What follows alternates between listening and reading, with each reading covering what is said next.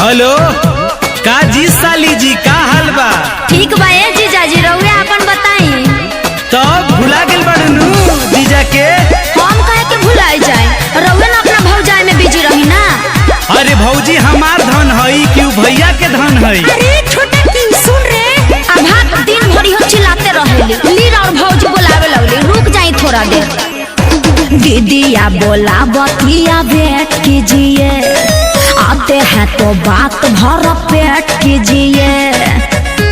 समझ रहे ना जीजू? ए दीदिया बोला बतिया बैठ कीजिए, आते हैं तो बात भर पेट कीजिए। ए बाबू तनी धर ता फोनवा आवतानी। चाचा गोल लगताई। आदित्य रे। हाँ चाचा।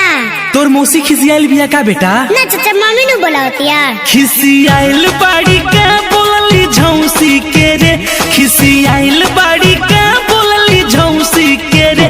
बेटा का हाल बा तोरा मौसी के रे, बेटा का हाल बा तोरा मौसी के रे।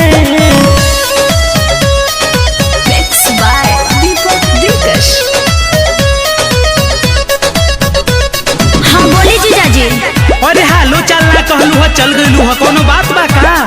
बात का होइली सुनी। जरा तो रहे जीजा चूल्ही प्यादा, एही से दीदिया करत रहे चाल। अरे त तू काहे भाग जाता रू, कह ना अपन हाल। ठीक ठाक बाड़ू साली हमार, कहो ना कैसन बाटे समाचार। धर तो बाबू। हाँ बोलो चाचा। भग तोरा मौसी के मात बान्हू। ए चाचा मौसी को गाली मत दीजिए, भैंस नु चिचियातिया। अब का घास डाले गोइली हो भैंसी के रे, अब का घास डाले गोइली हो भैंसी के रे। बेटा का हाल बा तोरा मौसी के रे, बेटा का हाल बा तोरा मौसी के रे।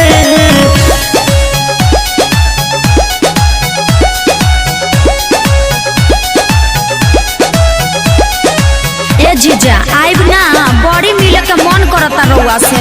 ना जइबू, टाइम बताहरा हमरा से बात करे के। कोई बेरी कही रउआ तोर देनी मन, निमन कोइनी जीजा जय बच्चन। अरे ई कुल कह के मन मत गबड़ावा, आ जाई काहे ही बेरा। मिले के तमहन बड़ी बाटे हमार, कह तो आ जाई यही घरी ससुराल। तनी धर तो बाबू। ना हम ना दरमा पर खिसियाता। धर। हाँ बोलो चाचा। फिर का चल गईली कही रे? ए चाचा मोनू बांध ले ले कही दे अंगौछी के रे, मोनू